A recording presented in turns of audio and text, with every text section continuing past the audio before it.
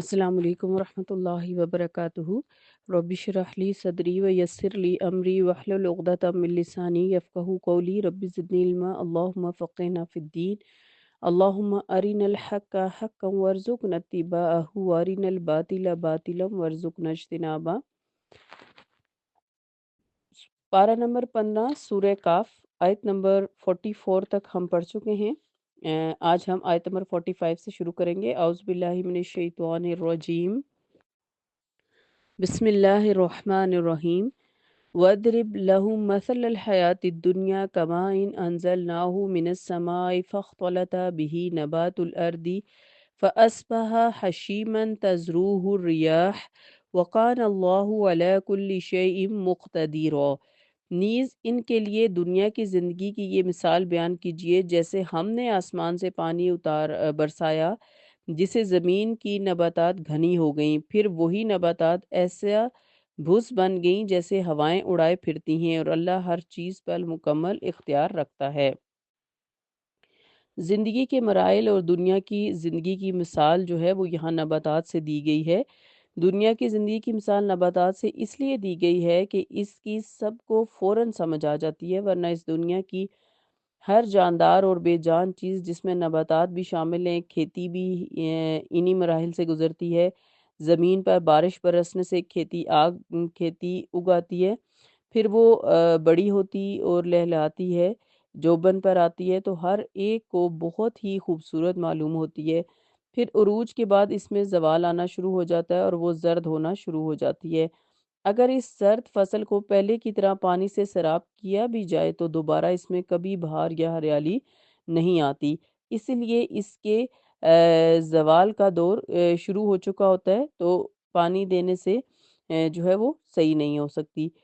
پھر وہ فصل کاٹ دی جاتی ہے اور اس کا آخری انجام یہ ہوتا ہے کہ ہوا اس کے ریزوں اور ذروں کو اڑائے پھرتی ہے۔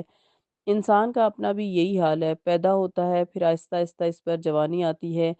قوت آتی ہے، اس وقت وہ سب کو بہت خوبصورت لگتا ہے اور سب چیزیں اسے حسین لگتی ہیں،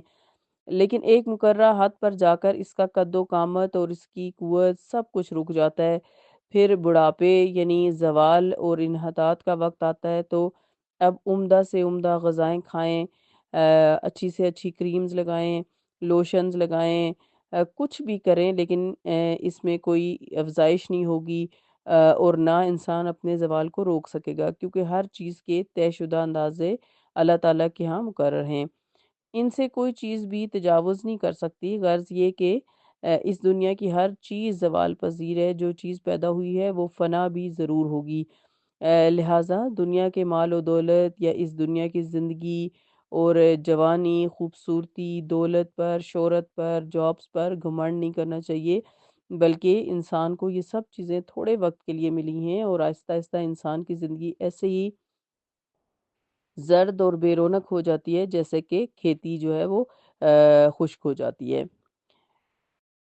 آیت نمبر 46، المال والبنون زینت الحیات الدنیا والباقیات الصالحات خیر عند ربک ثوابا وخیر عملا۔ یہ مال اور بیٹے تو محض دنیا کی زندگی کی زینت ہیں، ورنہ آپ کے پروردگار کے ہاں باقی رہنے والی نیکیاں ہی ثواب کے لحاظ سے بھی بہتر ہیں اور اچھی امیدیں لگانے کے لحاظ سے بھی۔ باقیات صالحات، یہ مال و دولت اور بیٹے وغیرہ انسان کے لیے دلچسپی کا سامان ضرور ہیں، لیکن ان چیزوں پر ایسا فریفتہ نہیں ہونا چاہیے انسان کو کہ انسان اللہ تعالیٰ کو اور اخروی زندگی کو بھول ہی جائے اور انہی چیزوں پر تکیہ کر بیٹھے، بلکہ اسے ایسی چیزوں پر امید وابستہ کرنی چاہیے جو فنا ہونے والی نہیں بلکہ باقی رہنے والی ہیں، اور وہ اس کے نیک اعمال ہیں جن کا بدلہ بھی بہت اچھا ملے گا اور ان پر توقع بھی لگائی جا سکتی ہے۔ اور آپ صلی اللہ علیہ وسلم نے فرمایا، سبحان اللہ والحمد للہ ولا الہ الا اللہ واللہ اکبر ولا حول ولا قوت الا باللہ، باقیات صالحات ہیں۔ باقیات صالحات یعنی باقی رہنے والی نیکیاں ہیں، اور اس لیے یہ ذکر کثرت سے سوچ سمجھ کے کرنا چاہیے۔ بعض دفعہ انسان ایسے نیک اعمال کی بنیاد ڈال دیتا ہے کہ بعد میں مدتوں اس سے لوگ فائدہ اٹھاتے رہتے ہیں، ایسے اعمال کا اجر اسے اس کی موت کے بعد بھی ملتا رہتا ہے۔ جیسے کوئی شخص نیک اولاد چھوڑ جائے جو اس کے حق میں دعا کرتی رہے یا کوئی دینی مدرسہ قائم کر جائے، جب تک اس میں تعلیم اور تعلم کا سلسلہ جاری رہے گا، اسے بھی اس کا حصہ ثواب کے طور پہ پہنچتا رہے گا۔ یا کوئی رفع عامہ کا کام کر جائے، جیسے کنواں کھدوانا یا سرائے یعنی مسافر خانہ بنوانا، ہسمتال یا باغ لگانا، اور پھلدار درخت وغیرہ جیسے باغ اگر پورا نہ بھی کوئی لگا سکے، اور اسی طرح جو ہے وہ کسی بچے کو پڑھانا اور وہ اپنی دینی تعلیم خاص طور پر یا میڈیکل وغیرہ میں اس کی مدد کرنا، تو وہ پھر بچہ جب اپنے ہنر سے اپنے علم سے دوسروں کو فائدہ دے گا تو یہ خرچہ کرنے والا چاہے اس دنیا سے چلا گیا ہو، اس کا اجر اس کو باہم ملتا رہے گا۔ تو جو چیز بھی عام لوگوں کے فائدے کے لیے وقف کر دی جائے، تو یہی چیزیں اس لائق ہیں جن میں انسان کو اپنی کوشش صرف کرنی چاہیے۔ دنیا کی فانی چیزوں میں انسان کو غرق ہو کے اپنا وقت ضائع نہیں کرنا چاہیے۔ آیت نمبر 47، وَيَوْمَ نُسَيِّرُ الْجِبَالَ وَتَرَى الْأَرْضَ بَارِزَةً وَحَشَرْنَاهُمْ فَلَمْ نُغَادِرْ مِنْهُ أَحَدًا، اور جس دن ہم پہاڑوں کو چلائیں گے اور آپ زمین کو بالکل چٹیل اور ہموار دیکھیں گے، اور ہم لوگوں کو جمع کریں گے تو ان میں سے کسی کو بھی باقی نہیں چھوڑیں گے۔ یعنی پہاڑوں جیسی سخت چیزوں پر اللہ کا قانون زوال جب جاری و ساری ہوگا تو وہ بھی اپنی جگہ سے اکھڑ کر فضا میں یوں اڑتے پھریں گے جیسے بادل اڑتے پھرتے ہیں۔ سورہ نمل میں بھی یہ آیا ہے، زمین کے سب نشیب و فراز ہموار ہو جائیں گے، یعنی بالکل سیدھی ہو جائے گی، اس میں کوئی گڑھا کوئی کھائی نہیں ہوگی، زمین بالکل چٹیل میدان کی طرح بن جائے گی، اور یہی یوم حشر ہوگا جس میں تمام لوگوں کو اکٹھا کیا جائے گا اور کوئی شخص اس حشر سے نہیں بچ سکے گا۔ آیت نمبر 48، وَعُرِضُوا عَلَى رَبِّكَ صَفًّا لَقَدْ جِئْتُمُونَا كَمَا خَلَقْنَاكُمْ أَوَّلَ مَرَّةٍ بَلْ زَعَمْتُمْ أَن لَّن نَّجْعَلَ لَكُم مَّوْعِدًا،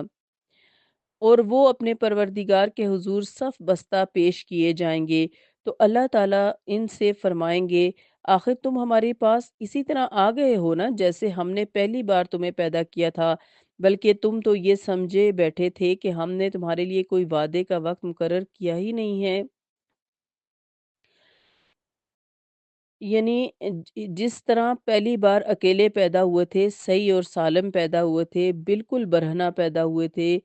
اسی طرح انہیں دوبارہ پیدا کیا جائے گا۔ چنانچہ سیدہ عائشہ رضی اللہ عنہا فرماتی ہیں کہ ایک دن رسول اللہ صلی اللہ علیہ وسلم نے فرمایا، قیامت کے دن لوگ ننگے پاؤں، ننگے بدن اور بغیر خطہ گٹھے کیے جائیں گے۔ میں نے عرض کیا، اللہ کے رسول، اس طرح تو مرد اور عورتیں ایک دوسرے کو دیکھیں گے؟ آپ صلی اللہ علیہ وسلم نے فرمایا، وہ وقت اتنا سخت ہوگا کہ ان باتوں کی کسی کو ہوش نہیں ہوگی۔ یہ صحیح بخاری کی حدیث ہے۔ تو اس وقت آخرت کے منکروں سے یہ کہا جائے گا کہ جس بات کا تم انکار کرتے تھے کہ کوئی آخرت نہیں ہے، دوبارہ کوئی اٹھایا نہیں جائے گا، ہمیں کون پوچھنے والا ہے، بس یہی ایک دنیا کی زندگی ہے، اس میں مزے کر لو، عیش کر لو اور اپنی مرضی سے جی لو، تو جس بات کا تم انکار کرتے تھے، کیا اب وہ بات حقیقت بن کر تمہارے سامنے نہیں آ گئی؟ یہ قیامت نہیں آ گئی اور تم میرے سامنے حاضر نہیں ہو گئے ہو؟ اور بڑی سخت آیت ہے آج کی، اور لاسٹ آیت بھی ہے آج کے لیسن کی۔ وَوُزِّيَ الْكِتَابُ فَتَرَى الْمُجْرِمِينَ مُشْفِقِينَ مِمَّا فِيهِ وَيَقُولُونَ يَا وَيْلَتَنَا مَا لِهَٰذَا الْكِتَابِ لَا يُغَادِرُ صَغِيرَةً وَلَا كَبِيرَةً إِلَّا أَحْصَاهَا وَوَجَدُوا مَا عَمِلُوا حَاضِرًا وَلَا يَظْلِمُ رَبُّكَ أَحَدًا، اور نامہ اعمال ہر ایک کے سامنے رکھ دیا جائے گا تو آپ مجرموں کو دیکھیں گے کہ وہ نامہ اعمال کے اندر جو درج شدہ چیزیں انہیں مندرجات سے ڈر رہے ہوں گے اور کہیں گے، ہائے ہماری کمبختی، اس کتاب کو کیا ہو گیا ہے، اس نے نہ تو کوئی چھوٹی بات چھوڑی نہ بڑی، سب کچھ ہی ریکارڈ کر لیا، اور جو کام وہ کرتے رہے سب اس میں موجود پائیں گے، اور آپ کا پروردگار کسی پر ذرہ برابر ظلم نہیں کرے گا۔ تو اعمال نامہ جو ہے وہ جب لوگوں کو وہاں دیا جائے گا تو نہ تو یہ ہوگا کہ ایک جرم کی سزا دوسرے کو دے دی جائے، نہ یہ کہ کسی کا جرم کم ہو اور اسے زیادہ سزا دے دی جائے، نہ یہ کہ کسی کو بے گناہ ہی دھر لیا جائے، یعنی اس کا کوئی قصور ہی نہ ہو اور اس کو پکڑ کے سزا دی جائے۔ یعنی ظلم کی کوئی قسم وہاں نہیں رکھی جائے گی۔ اعمال نامے میں جو کچھ فرشتوں نے درج کیا ہوگا بالکل اسی کے مطابق اسے بدلا دیا جائے گا، اور وہاں پر اعمال نامے کے اندر انسان کے آنکھ سے کیے ہوئے اشارہ تک، ابرو سے کیا ہوا اشارہ تک وہاں پہ لکھا ہوگا۔ کب کسی کا مذاق اڑایا، کب کوئی اچھا عمل کیا، کب اشارے سے کسی کی مدد کی، کسی کو اچھا راستہ دکھایا، کب اچھی بات کو اپریشیٹ کیا، کب بری بات کی، یا برائی پر لوگوں کو روکا نہیں اور یہ سوچا کہ کوئی بات نہیں سبھی ایسا کرتے ہیں۔ ایک ایک چیز اس کتاب کے اندر فرشتوں نے درج کی ہوگی، اور انسان جو ہے وہ کتاب دیکھ کے حیران رہ جائے گا کہ یہ اتنی چھوٹی چھوٹی باتیں بھی اس کتاب میں درج ہیں، اور اس طریقے سے درج ہوں گی کہ ٹائم اور نیت اور ایکشن ہر چیز جو ہے وہ نام اعمال کے اندر ریکارڈ ہوگی، اور انسان اس سے کبھی بھی انکار نہیں کر سکے گا کہ نہیں یہ میں نے نہیں کیا، یا یہ میرا کیا ہوا عمل نہیں ہے، یا یہ میرا نامہ اعمال نہیں ہے۔ تو انسان جو ہے وہ اپنی کتاب دیکھ کے حیران ہو جائے گا۔ اس لیے انسان کو بہت سوچ سمجھ کر ایکشنز لینے چاہیے، بہت سوچ سمجھ کر بولنا چاہیے، اپنے اعمال کے اوپر غور کرنا چاہیے کہ ہم کوئی ایسا عمل نہ کریں جو ہمارے نام اعمال کو خراب کر دے، یا اللہ سبحانہ و تعالیٰ کو ہم سے ناراض کر دے۔ ہم سب کو جو ہے وہ بہت کانشیسلی جو ہے وہ آخرت کے لیے عمل کرنے چاہیے، جیسے جتنا زیادہ ہم کانشیسلی دنیا کے لیے لڑ رہے ہیں، جھگڑ رہے ہیں، اور محنت کر رہے ہیں اور بھاگ دوڑ کر رہے ہیں، یہ محنت اور یہ بھاگ دوڑ ہمیں آخرت کے لیے کرنی چاہیے۔ تو آج کی آیات جو ہم نے پڑھی ہیں، اس میں سب سے پہلی آیت میں ہمیں دنیا کی زندگی کی مثال دی گئی۔ اگر ہم لوگ اس مثال پر غور کریں تو واقعی میں ہماری زندگی کتنی جلدی آگے جا رہی ہے، کتنی جلدی گزر گئی ہے۔ انسان سوچ کے حیران ہوتا ہے کہ میری ابتدا کہاں سے ہوئی تھی اور میں کہاں آہستہ آہستہ پہنچ گیا ہوں، اور کیسے میری زندگی کے اندر روز و شب میں تبدیلیاں آ گئیں اور مجھے پتہ بھی نہیں چلا۔ اور اسی طرح ایک دن میں اس دنیا سے چلا بھی جاؤں گا، اور میرے جانے سے کسی کو رائی برابر بھی فرق نہیں پڑے گا، نہ دنیا کو کوئی فرق پڑے گا، نہ دنیا والوں کو کوئی فرق پڑے گا۔ تو پھر اس کا مطلب یہ ہوا کہ مجھے یہ دنیا کی زندگی اس طرح جینی ہے کہ میں اپنے لیے جو ہے وہ نیک عمل کر کے جاؤں۔ اور پھر ہمیں یہ بھی بتایا گیا کہ مال اور بیٹے جو ہیں وہ یہ دنیا کی زندگی کی زینت ہے، یہ انسان کو آخرت میں بخشوائیں گے نہیں، یہ انسان کو کام نہیں آئیں گے۔ یاد رکھیں ہر نعمت جو ہے وہ آزمائش ہوتی ہے، اگر اس نعمت کو ہدایت کے راستے پہ نہ لگایا جائے، یعنی مال کو ہدایت کے راستے پہ، یعنی اگر انسان کے پاس ہدایت نہیں ہے تو وہ مال کو صحیح راستے پہ نہیں لگائے گا، تو وہ مال جو نعمت تھا وہ انسان کی آزمائش بن جائے گا۔ اسی طرح اولاد بھی اللہ تعالیٰ کی نعمت ہے، اگر اس اولاد کو سیدھے راستے پہ نہیں لگائیں گے تو وہ اولاد کی نعمت جو ہے وہ نعمت کے بجائے آزمائش بن جائے گی۔ اس لیے جو مال اور بیٹے ہیں ان کو اگر دین کے راستے میں لگایا جائے تو پھر وہ باقیات الصالحات کہلاتے ہیں۔ تو نیکیاں جو ہیں وہ ہمیشہ رہنے والی ہیں، جس سے کہ ہم نے ڈیٹیل بھی پڑھی